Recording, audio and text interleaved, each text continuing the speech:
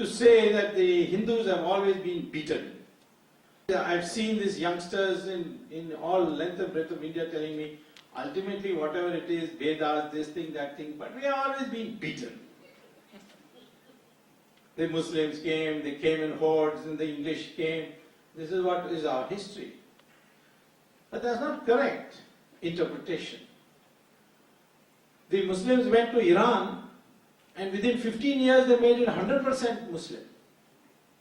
They went to Iraq, 100% Muslim. Went to Egypt, 100% Muslim. Similarly, the Christians went to Europe, converted 100%. But here for 1,000 years, turn by turn, first the Muslims, then the Christians, they plundered, looted, did no end of oppression, and in the end we are still 83% of Hindus are still 83%. How did this happen? I didn't even realize this till some Saudi Arabian scholars came to India, and they met me, and then they said that they are studying why is it that Islam could not convert majority of Indians to Islam. What is wrong with Islam that it couldn't do it in India? So this is a reinterpretation that we did fight, and there were fighters. The Vijayanagara Empire. If you read the textbook which are being prescribed in our colleges in India, you will find one paragraph that in South India there was an empire called Vijayanagara. But Vijayanagara spread right up to Assam, came to the borders of Delhi. It lasted 300 years. From Akbar to Aurangzeb is only 150 years. But yet you look at the history books, there will be one chapter, one for Babur, one for Humayun, one for Akbar, etc., all the way till Aurangzeb. But for Vijayanagara, one paragraph. The Cholas ruled Tamil Nadu for 1,000 years. If Tamil is so developed, it's because of the Cholas. Fortunately, the history has been distorted.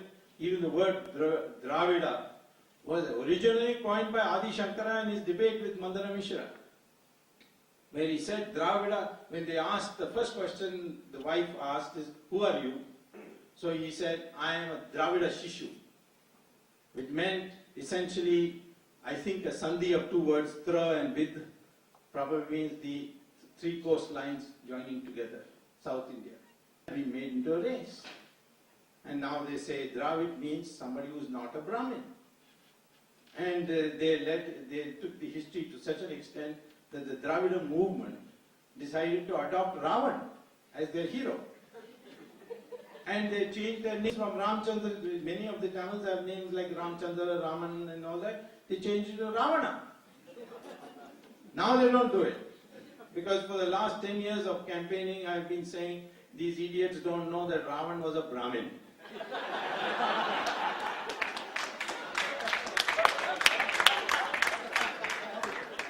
And he was a great sage. He went to Mansarovar. He got a big boon from Lord Shiva. He could call Lord Shiva anytime he wanted.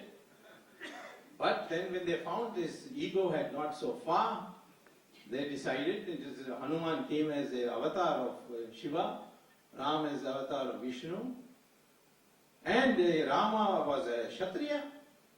He killed a Brahmin.